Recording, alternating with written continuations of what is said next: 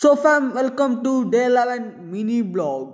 ನಮ್ಮ ದೇವ್ರಿಗೆ ಕೈ ಮುಕ್ಕೊಂಡು ನಾನು ಇವಾಗ ಹೋಗ್ತಿದ್ದೀನಿ ಕಾಲೇಜ್ಗೆ.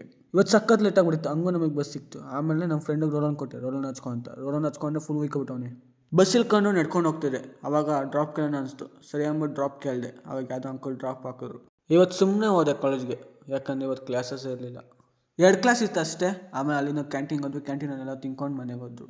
ನಾನು ಹೋಗಿದ್ದು ಓರಿಯನ್ ಮಾಲ್ಗೆ, ಯಾಕೆಂದರೆ ನನ್ನ ಸ್ಕೂಲ್ ಫ್ರೆಂಡ್ಸ್ ಎಲ್ಲ ಫೋನ್ ಮಾಡಿದ್ರು, ಬಾ ಓರಿಯನ್ ಮಾಲ್ಗೆ ಹೋಗೋಣ ಅಂತ. ನನ್ನ ಫ್ರೆಂಡ್ಸ್ ನನ್ನ ಪಿಕಪ್ ಮಾಡಬೇಕಾಯ್ತು, ಅವನು ಪಿಕಪ್ ಮಾಡ್ಕೊಂಡು ಆಮೇಲೆ ಹೋದ್ವಿ ಓರಿಯನ್ ಮಾಲ್ಗೆ. ಆಮೇಲೆ ಅಶ್ರಯ್ ಮತ್ತು ಹಿತೇಶು ಕೂಡ ಬಂದಿದ್ರು. ಅವರಿಬ್ರು ಕರ್ಕೊಂಡು ಆಮೇಲೆ ಬರ್ಗರ್ ಕಿಂಗ್ ಹೋಗೋಣ ಅಂತ ಡಿಸೈಡ್ ಮಾಡಿ ಬರ್ಗರ್ ಕಿಂಗ್ ಹೋಗ್ತಿದ್ದೀವಿ. ಗಾಯ್ಸ್, ಇಲ್ಲಿರೋ ಸ್ವಲ್ಪ ಜನ ನೋಡಿದ್ರೆ ಹೊಟ್ಟೆ ಹೊರೆಯುತ್ತೆ, ಯಾಕೆಂತ ನೀವು ಕಮೆಂಟ್ ಸೆಕ್ಷನಲ್ಲೂ ಕಮೆಂಟ್ ಮಾಡಿ. ನಾನು ಯಾರು ಗೆಸ್ ಮಾಡ್ತೀವಿ, ಯಾರು ಕಮೆಂಟ್ ಕರೆಕ್ಟಾಗಿರುತ್ತೋ ಅವ್ರು ಕಮೆಂಟ್ ಲೈಕ್ ಮಾಡ್ತೀನಿ. ಅಲ್ಲಿಗೆ ಹೋಗಿ ಚೆನ್ನಾಗಿ ಆರ್ಡ್ರ್ ಮಾಡಿ ಚೆನ್ನಾಗಿ ತಿನ್ಕೊಂಡು ಆಮೇಲೆ ನಾವು ಆರ್ಡರ್ ಮಾಡ್ಬೇಕಾದ್ರೆ ನಾನು ಐಸ್ ಅಂತ ಕೊಟ್ಟಿದ್ವಿ ಜ್ಯೂಸ್ಗೆ. ಆಮೇಲೆ ನನ್ನ ಫ್ರೆಂಡ್ಗೆ ಒಂದು ಡೌಟ್ ಬಂದ್ಬಿಡ್ತು, ಏನೋ ಮಚ್ಚ ಐಸ್ ಹಾಕಿಲ್ಲ ಅಂತ. ಐಸ್ ಹಾಕೋರು ಕರ್ಗೋಗೋಯ್ತು ಅಂದ್ಬಿಟ್ಟು ಸುಮ್ಮನೆ ಹತ್ವಿ. ಇಲ್ಲಿ ಬೇರೆ ಪ್ರೋಗ್ರಾಮ್ ನಡೀತಿತ್ತು, ಏನೋ ತಿನ್ಕೊಂಡು ನೋಡೋಣ ಅಂದ್ಬಿಟ್ಟು ಅದಕ್ಕೆ ಬಿಗ್ ಹೋಗಿ ಶಾಪಿಂಗ್ ಮಾಡ್ಕೊಂಡು ಬಂದ್ವಿ.